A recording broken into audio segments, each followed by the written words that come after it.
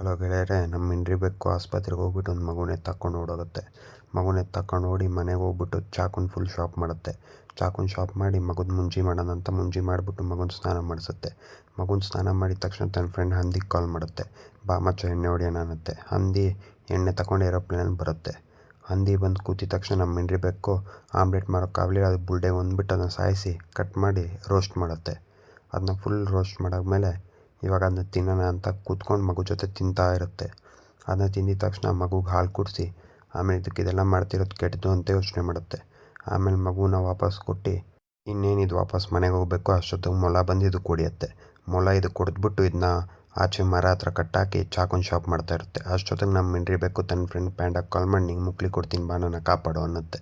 Panda ನಾನು ನಿನ್ನ ಕಾಪಾಡ್ತೀನಿ ಅಂತ ಓಡಿ ಬಂದು ಮೊಲದ ಜೊತೆ ಜಗಳ ಆಡುತ್ತೆ.